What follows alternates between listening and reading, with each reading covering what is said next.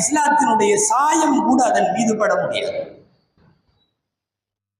இன்றைக்கு முஹர்ரம் 10 என்று வந்துவிட்டால் முஹர்ரம் 10 அல்ல, சற்றேறக்குறைய 10 முடிவடைகிற முந்தைய 40 நாட்கள் சோக நாளாக கருதுகிறார்கள் ஷியா சமுதாயத்தை சார்ந்தவர்கள். 40 நாளும் எந்த நல்ல காரியமும் நடக்காது.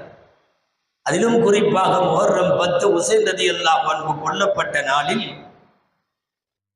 கையிலே ஆயுதங்களை வைத்துக் கொண்டு, கத்தியை வைத்துக் கொண்டு தன் உடலை தானே கீறிக்கொள்வது, முகத்திலே அரைந்து கொள்வது, சங்கிலியால் கட்டி கொள்வது, பெண்கள் தங்களுடைய உடல்களிலே அவர்களும் தனியாக அரைந்து கொண்டு அடித்து கொண்டு அழுவது, இவர்கள் பப்ளிக்காக ஊர்வலம் நடத்தி இரத்த வெள்ளத்தில் பார்ப்போரை ரணகளை செய்கிற ஒரு சூழலை ஏற்படுத்துவது, இது எல்லாமே அப்பட்டமாக சுன்னத்து வல் ஜமாஅத் என்று சொல்லக்கூடிய அகில உலக முஸ்லிம்கள் அத்தனை பேருக்கும் இது எதிரான நிலைப்பாடாகும்.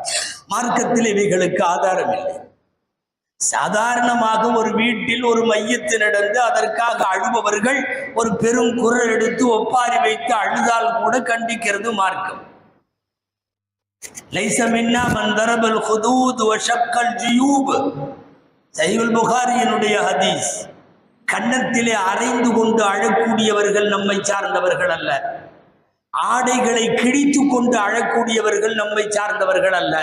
இதுவெல்லாம் பெருமானார் ஸல்லல்லாஹு அலைஹி வஸல்லம் ஒரு துக்க அனுஷ்டிப்பின் போது முஸ்லிம் சமுதாயம் கடைபிடிக்க வேண்டிய ஒழுங்குகளும் கடைபிடிக்க கூடாத கைவிட வேண்டிய வழிமுறைகளை குறித்தும் பெருமானார் பேசியவை. கொல்லப்பட்ட நாள் சோக நாள் என்றால் ஹுசைன் ரலியல்லாஹு அன்ஹு கொல்லப்பட்டது நிகழ்வு சோக நிகழ்வு. அதனால் ஆஷூரா சோக நாள் அல்ல, முஹர்ரம் மாதம் சோக மாதம் அல்ல. உமர் ரலியல்லாஹு அன்ஹு கொல்லப்பட்டார்கள், நாம் கொண்டாடுகிறோம். அப்படி மெஹராபிலேயே கொல்லப்பட்டார்கள். கடந்த வாரம் சொன்னோமே. உஸ்மான் ரலியல்லாஹு அன்ஹு தள்ளாத வயதிலே அவர்கள் கொல்லப்பட்டார்கள். ஒரு வெள்ளிக்கிழமை வஜ்ரு தொழுகைக்கு வருகிற போது அலி ரலியல்லாஹு அன்ஹு கொல்லப்பட்டார்கள். யாருடைய நாளையும் நாம் துக்க நாளாகவோ கொண்டாடுவதோ ஒப்பாரி வைப்பதோ இல்லை. அப்படி மார்க்கத்தில் அனுமதிக்கப்படவும் இல்லை. 63 ஆண்டு கால பெருமானாருடைய வரலாற்றில் 63 வருஷத்திலேயும் சேர்த்து நடைபெற்ற ஒரு கோரமான படுகொலை என்று சொன்னால் உஹதிலே கொல்லப்பட்ட ஹம்சா ரலியல்லாஹு அன்ஹுவினுடைய படுகொலையை சொல்ல வேண்டும். காரணம், முழு உடல் கிடைக்காமல் ஒரு பாடியை பொட்டணம் கட்டி எடுத்து விட்டு போன நிகழ்வு அது.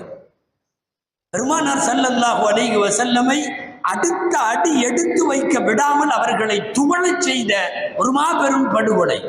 அந்த ஹம்சாவுக்கு கூட நபி ஸல்லல்லாஹு அலைஹி வஸல்லம் நீண்ட நாட்களாக துக்கம் அனுஷ்டிக்கவில்லை, அனுஷ்டிப்பதற்கான வழிகளை ரசூலுல்லாஹ் விடவும் இல்லை.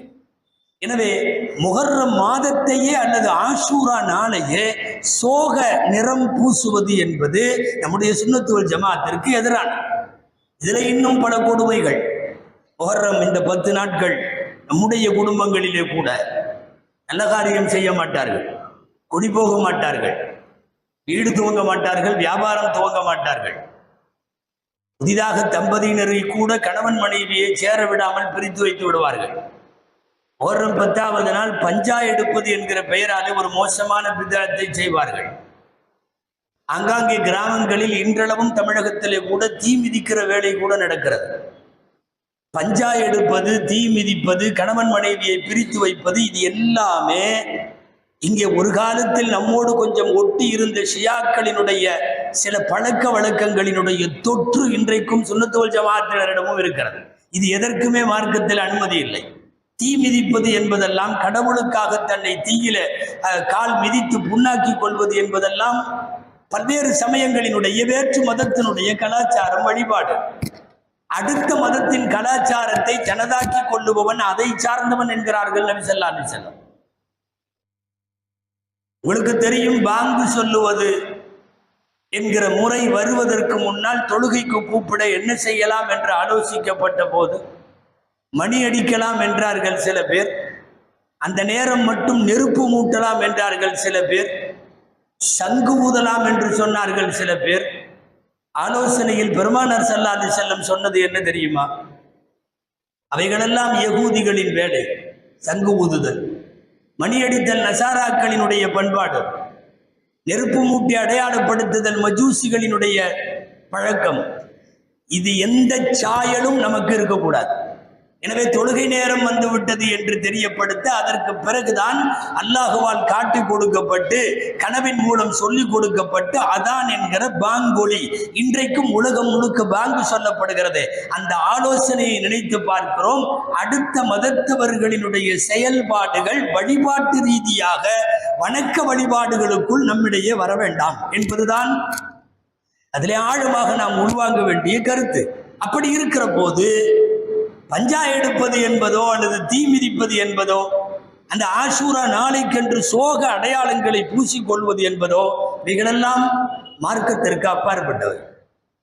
முதல்ல கருப்பு ஆடை என்கிற கான்செப்டே தவறு. முஹர்ரம் வந்து விட்டால் முஹர்ரமுடைய 10 நாட்கள், ஏன் அவர்களெல்லாம் 40 நாட்கள் ஷியாக்களை பார்க்கிறோம் கருப்பு ஆடைகளை அணிந்து கொள்வார்கள். 40வது நாள் தான் கருப்பு ஆடைகளை களைவார்கள். முதல்ல இஸ்லாமிய பார்வையில கருப்பு ஆடைங்கிறது சோக அடையாளமே அல்ல. இந்த நாட்டில் வேணா யாராவது இறந்த உடனே கருப்பு சட்டை போட்டுக்குவாங்க, ஏதாவது கண்டன ஆர்ப்பாட்டம்னா கருப்பு சட்டை போட்டுக்குவாங்க, சோகமா இருக்கிறப்பெல்லாம் போட்டுக்குவாங்க. இஸ்லாத்தினுடைய ஷரியத்தின் பார்வையில கருப்பு என்பது சோக அடையாளமாக எங்கும் சொல்லப்படவில்லை. கொஞ்சம் மிகைப்படுத்தி சொல்லல, கொஞ்சம் மாத்தமா வேணா சொல்லலாம். சில சந்தோஷமான தருணங்களில் ரசூலுல்லாஹ் கருப்பு ஆடை அணிந்திருக்கிறார்கள்.